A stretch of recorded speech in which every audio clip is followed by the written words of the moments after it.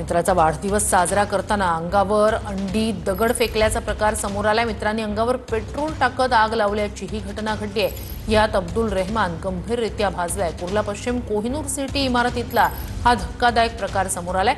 अब्दुल रहमान असं या तरुणाचं नाव आहे। तरुणावर सध्या उपचार सुरू आहेत। 5 आरोपींना या प्रकरणी 29 नोव्हेंबरपर्यंत पोलीस कोठडी देण्यात आली आहे। है कि वो लोग ने इंटेंशनली किया था, क्योंकि ये लोग ने ऑलरेडी प्लान किया हुआ था कि हम लोग को ये चीज़ करनी है। जैसा उसको शाम में बुलाना था, तो ये लोग ने दोपहर में ऑलरेडी प्लान किए हुए थे कि हम लोग पेट्रोल लेके जाएंगे, उसके ऊपर छिड़केंगे, उसको आग लगाएंगे ऐसा। फिर आग लगाने के बाद में वो भागने भी लग गए। फिर जब उन लोगों को मालूम पड़ा कि मतलब ऐसा, उसने अपना टी-शर्ट खुद से उतार के खुद से आग बुझाया। उज्ज्वला थिटेंच्या याचिकेवर आज पुन्हा सुनावणी होणार। अनगर नगर पंचायत नगर परिषदेच्या निवडणुकीत थिटेंचा उमेदवारी अर्ज बाद झाला होता। आदर्श निवडणूक कार्यक्रमाचा भंग झाल्याचा थिटेंच्या वकिलाचा दावा आहे। अनगर नगराध्यक्ष पदासाठी प्राजक्त पाटील यांची बिनविरोध निवड करण्यात आली आहे। मुंबई लोकलमध्ये तरुणाचा नशा करतानाचा व्हिडिओ व्हायरल झालाय। लोकलच्या दरवाजावर लटकत तरुणानं नशा केल्याचा हा व्हिडिओ व्हायरल झालेला आहे। तरुणावर कारवाई करण्याची मागणी प्रवाशांकडून केली जाते।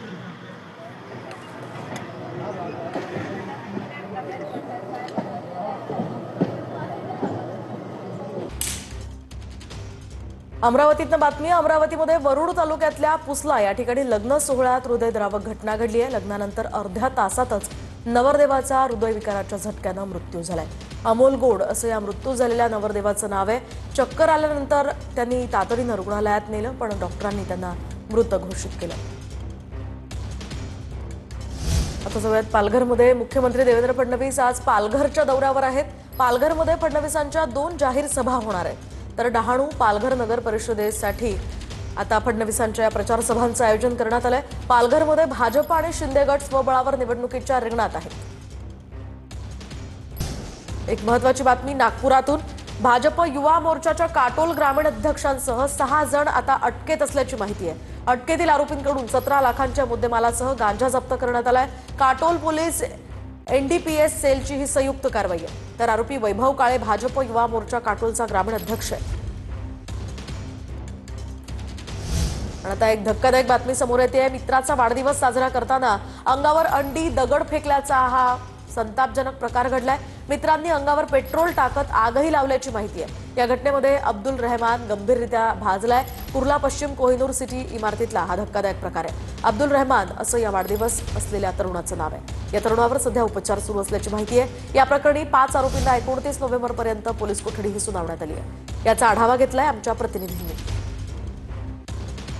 येथे कोहिनूर सिटी या इमारतीमध्ये राहणाऱ्या 21 वर्षीय अब्दुल रहमान नावाच्या मुलाचा वाढदिवस काल होता आणि वाढदिवसाच्या निमित्ताने त्याच्या मित्रांनी त्याला खाली बोलवलं आणि त्यानंतर त्याच्यावरती केक कापताना दगड मारले, अंडी मारले, मात्र त्याच्यानंतर काही केमिकल टाकला आणि आग लावली असा आरोप करण्यात आलेला आहे।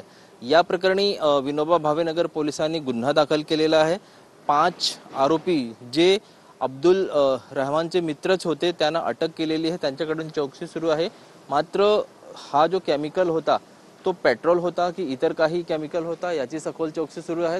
कॅमेरा पर्सन प्रणित सह ब्रिजभान जयस्वार TV9 मराठी। आणि आता बातमी कर्जतमधून आहे। कर्जतमधील नेरळमध्ये रात्री 10च्या सुमारास गोळीबार झाल्याची घटना घडली आहे। बाईकवरून आलेल्या दोघांनी सचिन भवर यांच्यावर हल्ला केलाय। दरम्यान या संदर्भातल्या अधिक तपासासाठी पोलिसांकडून 3 विशेष पथकांची नियुक्ती केली गेली आहे। धुळे शहरातील 15 गुन्ह्यांमध्ये वॉन्टेड असलेला सराईत गुन्हेगार त्यानं हा गोळीबार केल्याची माहिती आहे। एक मोठी बातमी। 26/11च्या दहशतवादी हल्ल्यात निर्दोष सुटलेल्या अन्सारीला नोकरीसाठी सशर्त परवानगी देण्यात आली आहे। फहीम अन्सारी हा पोलिसांचे नाहरकत किंवा चारित्र्य प्रमाणपत्राची आवश्यकता नसलेली नोकरी करू शकतो अशी भूमिका राज्य सरकारनं उच्च न्यायालयात मांडली आहे। फहीम अन्सारी कोणत्या नोकरीसाठी पात्र नाही याची यादी देखील न्यायालयासमोर राज्य सरकारनं सादर केली आहे। मुंबईकरांसाठी महत्त्वाची बातमी। मुंबईतील हवा गुणवत्ता निर्देशांक सातत्यानं वाईट श्रेणीमध्ये जातोय। माझगाव आणि वरळी परिसरातील हवेची अतिशय वाईट श्रेणीमध्ये नोंद करण्यात आली आहे। विशेषतः रात्री 10 वाजेनंतर हवेची गुणवत्ता अति वाईट श्रेणीत असते। मुंबईत सकाळच्या वेळी सुद्धा प्रदूषणाचा मोठा विळखा पाहायला मिळतो आणि याचाच आढावा घेतलाय आमच्या प्रतिनिधींनी।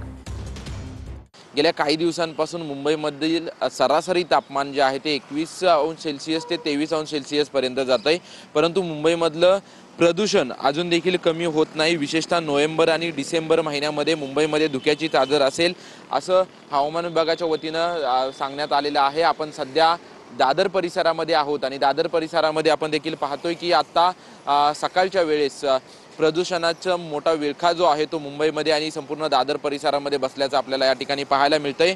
नोव्हेंबर महिना पूर्ण जो आहे आणि तो डिसेंबर महिन्यामध्ये देखील असंच मुंबईमध्ये धुक्याचं साम्राज्य राहील, त्याच्यामुळे नागरिकांनी देखील आपल्या आरोग्याची काळजी घ्यावी असं देखील आवाहन करण्यात आलेलं आहे। कॅमेरामन मनीष विचारेसह निवृत्ती बाबर, TV9 मराठी, मुंबई।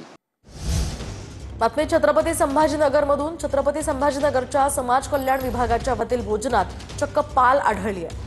तर किल्ले अर्कच्या 1000 मुलांच्या वसतिगृहामध्ये युनिट क्रमांक 1च्या भोजनात ही पाल आढळल्याचं कळतंय।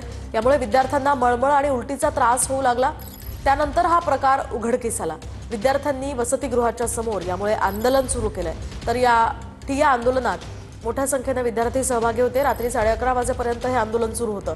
समाज कल्याण सहाय्यक आयुक्त RM शिंदे यांनी यावेळी आंदोलकांची भेट घेतली आणि त्याच वेळी विद्यार्थ्यांनी असुविधांचा पाढाच वाचला। एक ब्रेकिंग न्यूज समोर येते नाशिकमधून। नाशिकमध्ये निर्मला गावित यांच्या अपघात प्रकरणी कार चालकाला ताब्यात घेण्यात आलंय। रामनाथ चौहान असं या कार चालकाचं नाव असल्याची माहिती आहे। नातवासोबत वॉक करत असताना निर्मला गावित यांना कारनं धडक दिली होती। त्यांच्यावर सध्या खासगी रुग्णालयात उपचार सुरू आहे। दरम्यान या कार चालकाला आता ताब्यात घेण्यात आलंय। या अपघाताचा हा CCTV सुद्धा समोर आलेला आहे।